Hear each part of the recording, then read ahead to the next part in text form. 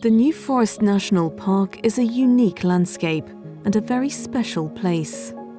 Of all the lowland bogs and valley mires found in northwestern Europe, 75% are found right here in the New Forest. No wonder the wetlands are a fabulous jewel in the New Forest's crown. They're home to wildlife and plants which have long since disappeared from the rest of England. They can also store as much or more carbon as woodlands. Around a decade ago, a dedicated team began the largest environmental improvement scheme in England as part of the Verderer's higher level stewardship. Its aim was to restore past damage of these precious wetland habitats. But why do they need restoration?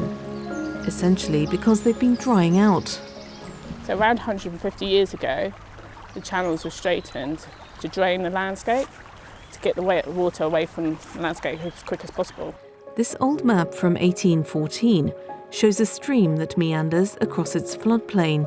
By 1897, the new straightened channel had already been dug close by the ancient meander shown here in red.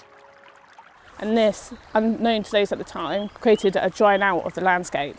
And so lots of the wetland plants and animals started to decline in these areas. Streams and rivers naturally curve around obstacles and trees, like for instance tree roots, and also navigate their way through gradients. So we're looking for the old meanders, we're looking for those old curves and channel systems. And the way that we do it is we undertake walkover surveys. We can do this in the summer times, but the fun time to do it is actually when it's been heavy rains because we can see the old channel systems. We use historical mapping, and we also use a new technology called LiDAR, which helps us to provide an aerial photography of the landscape to help us build a picture of what actually needs to be restored and how to restore it. Once identified, the old natural stream channels were carefully unearthed and many decades of infill removed. Much of the stream life from the straightened channels was transplanted back into the newly unearthed stream, and only then could that straightened channel be infilled with local materials and blended back into the landscape. These newly restored ancient meanders now allow the watercourse to function naturally, how it was meant to, and heavy rain best demonstrates this action.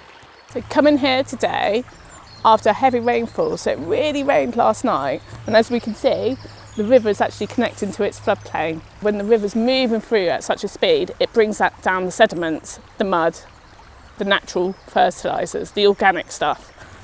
In a few months' time, it will be dry and it will be going back into channel. And that going out and in of channel creates a microhabitats, which wildlife and plants really thrive in. But it's not only the wildlife that benefits. So this project's brilliant because it brings a lot of multi-benefits, such as carbon storage, slowing the flow of the water, which helps, water storage onto the landscape, also health and well-being and recreational use. The restoration has also benefited some of the forest's most famous inhabitants. The ponies and livestock on the forest are owned by local people called commoners, who have the right to put animals out onto it. The restoration work is valued by the commoning community.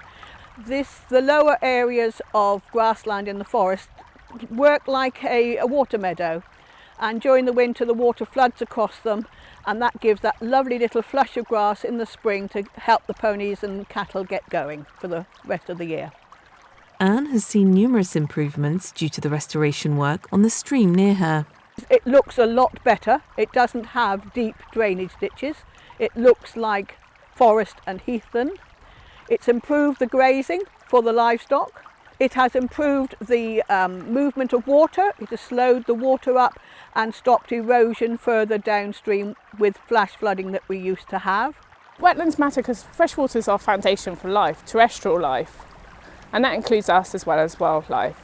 And it's about making sure that the New Forest streams are in really good, top quality condition. Even though the stream restoration scheme has been going for a decade and 20 miles restored, there's still much to do to protect the New Forest streams and mires and the critically important role they play. So this is only the beginning of the project. So we're actually out there collecting the evidence and monitoring this scheme, using citizen science and also professionals to help us understand how our restoration has had an impact on the landscape. What I think the restoration will do will actually help people be aware of the forest and the fact that you do need to look after it properly and it needs to be maintained. And if you do any damage, that you should, in fact, when the opportunities come along, to repair the damage. And the people are beginning to think about what needs to be done in the forest to protect it. Discover more about New Forest wetlands at hlsnewforest.org.uk.